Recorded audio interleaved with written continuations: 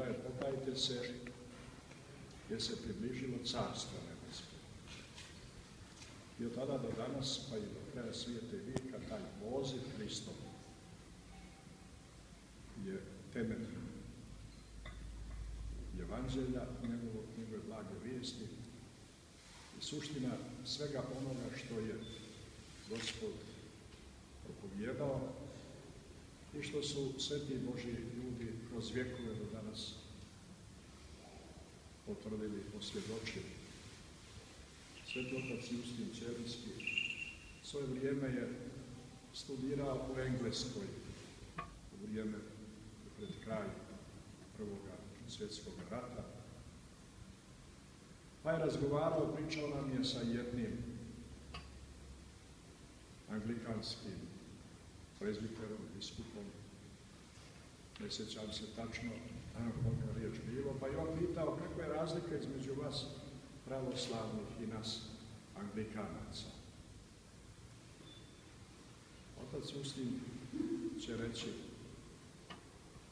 pravoslavna crkva je crkva pokajanja i neprekidnog prizivanja na pokajanje. A taj anglikanac, vidi se, trezven čovjek je, kod nas ima nešto slično, a to je poznanje svojih grešaka. Ali pokajanje kao takvo, kako ga vi osjećate i nosite i svjedočite, ono kod nas nije prisutno. I mislim da u tom razgovoru svetoga oca Justina i toga anglikanca sadržan je sveukupni onaj put koji vodi Crkva Hristova, pravoslavnog istoka kroz vjekove i koji vodi savremeno zapadno hrišćanstvo. Jer taj stav koji crkva svjedoči propovijeda, on se neminovno odražava i na sve strukture ljudskog društva i ljudske zajednice u svim vremenima. Mi gledamo i posmatramo i danas, kao i prošlim vjekovima, nisu zapadni hrišćanski narodi izgubili osjećanje zla, prestupa, otuđenja od Boga. Ali to njihovo osjećanje, saznanje nije tako duboko. Kod njih, pa i danas, ali su spremni da priznaju greške svoje, da su pogriješili. Pa onda su spremni da se poprave eventualno pitanje do koje mjere, ali pokajanje kao promjena, dubinska promjena ljudskog uma i ljudskog osjećanja i srca, to pokajanje ono je samo sačuvano, takvog tipa pokajanje, sačuvano na pravoslavnom istoku u crkvi njegovoj. Ne zašto smo mi bolji, ali bolji smo toliko što smo ostali vjerni tom prizivu Hristova pokajanja kao korijenite promjene uma i srca i duše, koja nije prosto neka pogreška, nego je upravo nešto što je stalno, što je neprekidno, što traje u čitavom toku čovjekovog života, do kraja njegovog života, zasnovano na samosaznanju, prvo nesavršenstva ljudske prirode u čovjeka onaka kako on jeste, a drugo saznanju čovjekovog otuđenja od volje Božje, od onog pravog istinskog puta koji vodi u život vječni. I to otuđenje i to nesavršenstvo je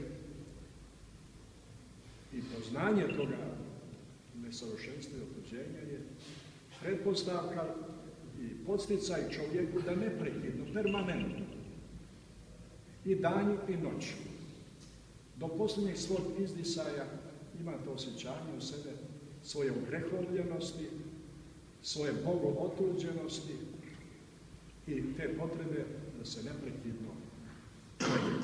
se neprekidno mijenja. To je suština istinskog i pravog evanđelskog hrišćanskog vaspitanja, pokajanje kao preumljenje, kao promjena uma.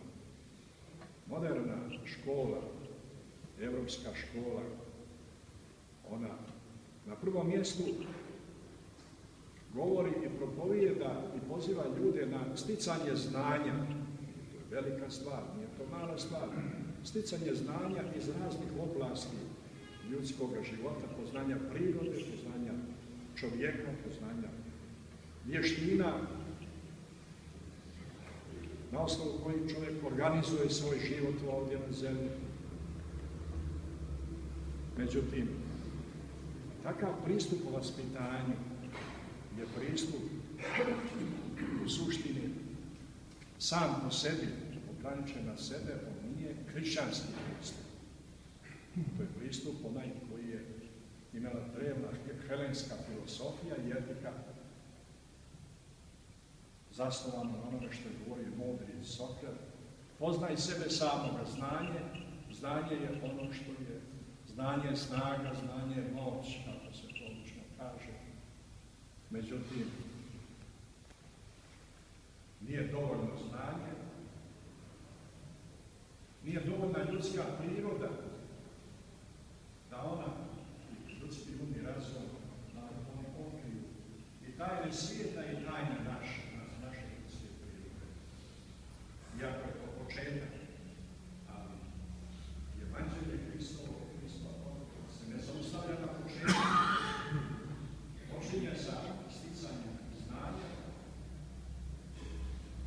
prije svega novog poznanja, ali nastavlja i produbljuje upravo tim prizivom na neprekidno pokajanje. Tako mi, kako se ljudi iz osnovnih darova,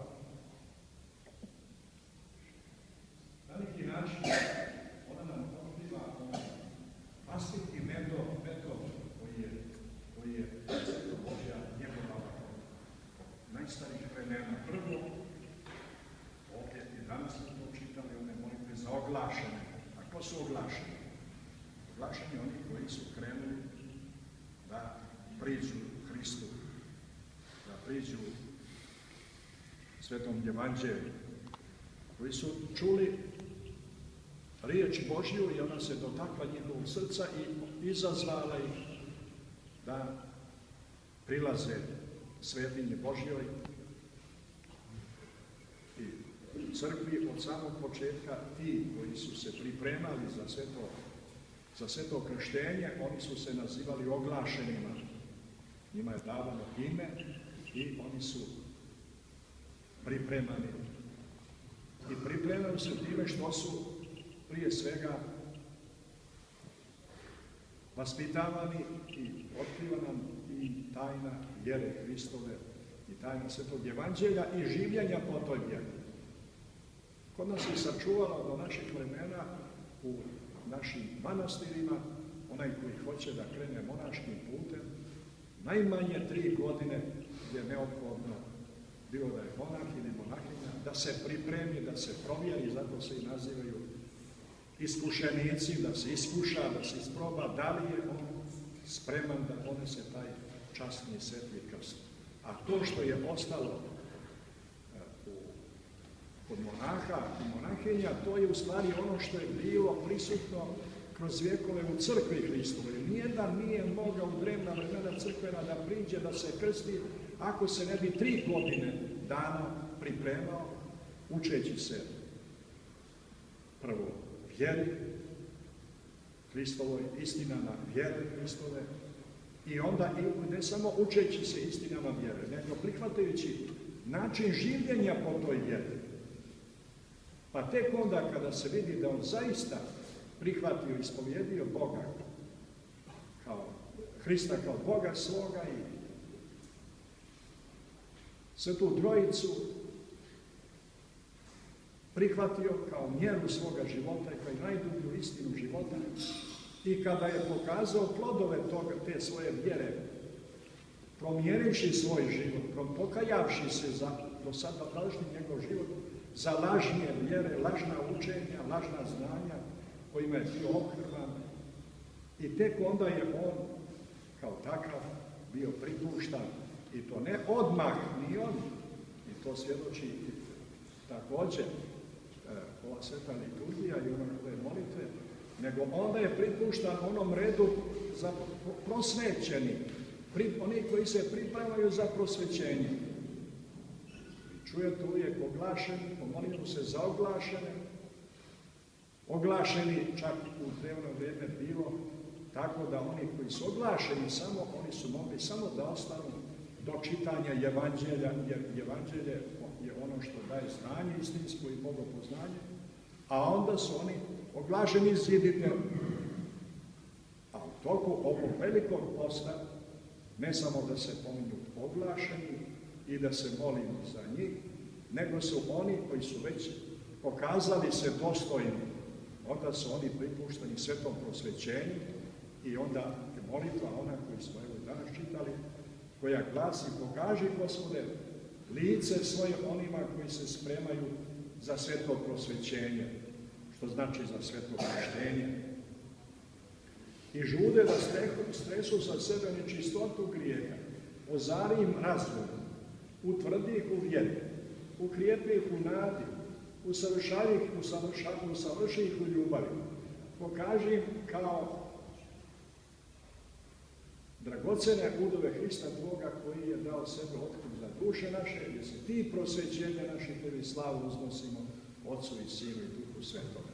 Dakle, u toku velikog posta, padrevnih vremena, pripremani su, intenzivno su pripremani, oglašeni da dospiju do stepena oni koji se pripremaju za prosvećenje i onda je dolazilo, tek onda je blagosiljao episkop ili prezbiter po njegovom blagoslovu da oni koji se pripremili i promijenivši svoj život i promijenivši i svoj zadobivši novi razum Hristov, ispunivši se vjerom i nadom i ljubavlju, da se krste. I obično je bivalo krštenje na veliku subotu. To se vidi danas.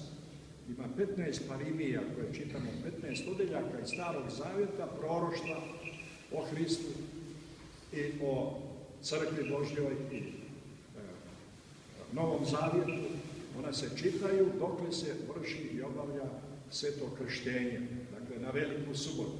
Isto tako krštenje je obavljano uoči Božića, a naročito uoči bogojavljenja. Jer ne slučajno bogojavljenje dan kada se sam Gospod krstio i kad se otkrila tajna presvete Trojice, javio se Bog na rijeci Jordanu kroz Hristovo krštenje i to postaje onda osnova za crkvu, za sve one koji žele da se sretnu sa Bogom, da ih obasja lice, Hristovo lice Božije. Zato i ovaj veliki post i svi postovi zato postoje. I kada pratimo bogosluženja, ono što se pjeva, što se čita na bogosluženjima, naročito u toku velikog posta, vidjet ćemo da od početka do kraja to je neprekidno priziv na pokajanje. To je suština bogosluženja crkve i suština sveukupnog hrišćanskog življenja u crkvi. Stara crkva u drevna vremena hrišćani su bili mnogo revnosniji nego što smo mi. Kad čovjek poradi naše vrijeme i nas ovako kakvi jesmo, sa onim hrišćanima kakvi su oni bili u drevnim vremenima, nema upoređenja. Suviše smo mi se raslabili kao hrišćani, pa i naša disciplina crkovna je raslabljena. Nađite mi sad nekog episkopa ili nekog prezbitera ili vjernika koji na ovakav način priprema one koji su za sveto krštenje. 3 godine dana ne može prije toga da bude kršten. Pa i onda pitanje je da li će ga krstiti. poslije 3 godine dana. A danas mi to nekako olako, ajde dođe da se krstiš, dođe da se krsti, ne zna se često puta i kakva mu je vjera i kakav mu je život. Znate, i poslije se to pokaže u životu, taj ostane kao besplodna smokva, ne rodi u njegovom srcu i duši, ne postaje on u pravom istinskom hrišćaninu, u pravom smislu riječi. Jer zato nas i crkva, prvenstveno kroz vremena posta, neprekidno vraća tom izvornom svom načelu življenja, a koje je načelo pokajanja, promjene uma, promjene duše, prije svega posvećenja uma svetošću istine Hristove. Jer ako um nije posvećen svetošću Hristove istine, onda ne može čovjek ni da živi na pravi način kako treba da živi. Ali nije dovoljno i da pozna čovjek Boga. Neće onaj koji mi govori Gospode, Gospode, ući u carstvo nebeskog, nego onaj koji tvori volju Oca moga. Veliki je priziv hrišćanski na zemlji. I nažalost, hrišćanski narodi su danas postali najraslabljeniji narodi u svijetu. I to je velika tragedija hrišćanskih naroda. Jedino gdje je ostalo sačuvano, makar to saznanje nije se izgubilo o prizivu, o veličini hrišćanskog priziva, to je ipak crkva pravoslavna. Iako nijesmo mi hrišćani kao pravoslavni, ni blizu onoga što bi trebali da budemo, ali jedino imamo to saznanje, čuva se to saznanje, da smo grešni ljudi, da je neprekidno neophodno, da se neprekidno mijenjamo, da se popravljamo, da postajemo svjesni svoje ogrehovljenosti, svoje otuđenosti, da tražimo neprekidno oproštaj i od Boga i od bližnjih svojih. U naše vrijeme vidi se po plodovima kakvi su zemaljski narodi. Vidite, kod nas je u slovenskim pravoslavnim narodima bilo je velikih nesreća, velikog bogomolstva je bilo u našim slovenskim narodima, velikih ogrehovljenosti, velikih zločina, samo revolucije koliko su krvi ljudske prolile. Ali ima i nešto što je značajno. Posljednjih decenija probudilo se taj duh pokajanja i povratka crkvi Božjoj. On je neprekidno bio prisutan. Jer koliko sam sreo sam ljudi koji su bili marksisti, titoisti, bolševici, koji su bili, ko zna šta sve nijesu, međutim, ipak negdje dublje sačuvali su to osjećanje grijeha i taj duh svetog pokajanja. Čitam ovih dana jednu knjigu, Povratak Rusiji, tako se ona zove, uglednog bivšeg marksiste, velikog sovjetskog, koji je blagodareći kome, samo on kaže, blagodareći svome ocu i majci, jednostavnim krestijanima, seljačkoj nekoj porodici, blagodareći njima to što je primio negdje u svom djetinjstvu. To je tinjalo u njegovoj duši i kako se vremena mijenjala, onda i on polako vratio se tome i danas, on je general i danas ruske vojske, jedna izuzetno ugledna ličnost, ali čitam njegovu knjigu i vidiš kako su te proste duše sačuvale njemu dušu i otkrili mu tajnu pokajanja i on sada razmišlja o svim zbivanjima istorijskim u velikoj i moćnoj Rusiji kroz taj duh pokajanja, noseći ga sam u svome srcu. Ima i kod nas takvih ljudi. Nema ih mnogo, ali ima ih dosta onih koji su se pogriješili smo, ili kako su to govorili kod nas, bile su nekakve lijeve greške.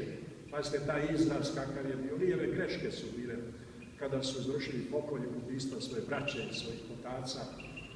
Nijesu li Kovačević oca svoga ubili, da ne pominjamo neke druge. To su bile lijeve greške, kao što su u naše vrijeme kolateralne greške bile hiljade pobijenih i srušenih kuća i porušenih mostova od strane NATO pakta i evropskih moćnika. Priznaju oni, jasno, to su greške, ali nema pokajanja.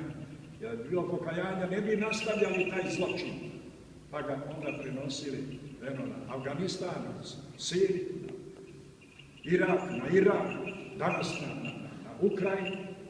Priznaju oni greške, priznaće oni jeste pogriješili. Kao što i sad kažu, priznaju oni jeste pogriješili smo mi, nije to bilo legitimno što smo mi bombardovali Kosovo, ali neće popraviti, neće promijeniti. Neće se promijeniti iz temelja i taj svoj grijeh, neće ga ispraviti i zlo ostaje da rađa nova zla. Pokajanje je spasenje, pokajanje je najdragoceniji dar ljudskom biću. Najuzvišenije što je Bog dao čovjeku. Razbojnik na krstu, veliki zločinac, samo zato što se pokajao i sagledavši sebe i svoju rugobu u licu Hrista Gospoda i rekavši: Gospode, sjeti me se kada dođeš u carstvo tvoje. Prvi je ušao u raj, kakva je ogromna i čudesna milost Božja, ali kad se radi o istinskom, pokajanju. Jer na to pokajanje, tu i takvu ispovijest nas priziva crkva neprekidno, nema tu mjere do posljednjeg dana. Kako je govorila pustinjak drevni, bio je u zanosu 3 dana i 3 noći oko njega druga bratija. Pa kad je došao sebi, oni ga pitaju: gdje si bio, brate? Kaže: bio sam na strašnom sudu. Kako kaže: zar ti nisi čitav život svoj posvetio Bogu u pustinji, odrekavši se svega, neprekidno služeći Gospodu dan i noć? Jesam, kaže, braćo. Trudio sam se koliko sam ja mogao, ali druge su mjere Božje, druge su mjere ove naše ljudske. Pustite me, ovo što mi je Bog dao, još malo života da se pokajem, da se pripremim, da umijem svoje srce i svoju dušu. I kaže, poslije toga vidjeli su ga kako ga anđeli nose njegovu dušu, kako je lice njegovo zacijalo, svjetlije od sunca. To su pravi hrišćani, to je ono na što nas poziva crkva. I naročito u vremena posta svetoga, i naročito u vrijeme ovoga svetoga posta Velike Četrdesetnice. Jer kako ćemo drugačije vidjeti lice Božje ako nam srce nije ogledalo Božje? Blaženi koji su čistoga srca, jer će Boga vidjeti. Nema drugog.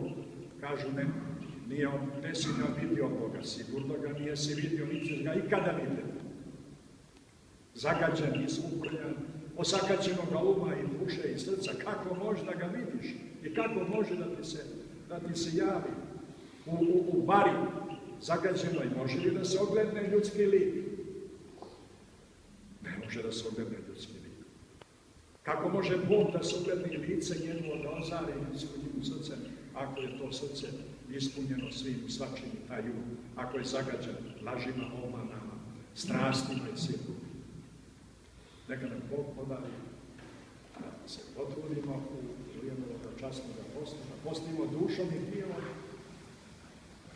da se ispunimo duhom pokajanja, ispovijedajući se u saci sveštenici, da se ispovijedimo, a i mi, nemoj nikoda bez ispovijesti, makar jedan put godišnje, ne samo jedan put godišnje. Neprekidno treba čovjek da se kaje i da se popravlja i da se mijenja i unutra.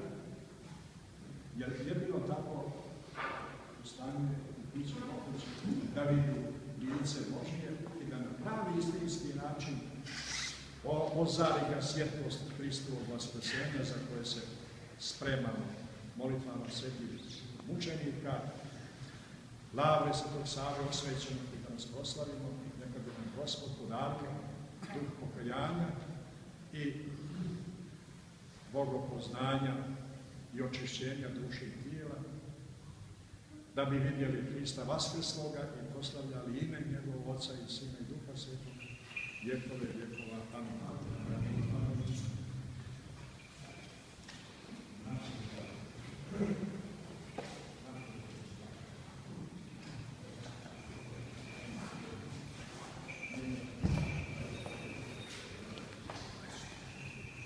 To će nas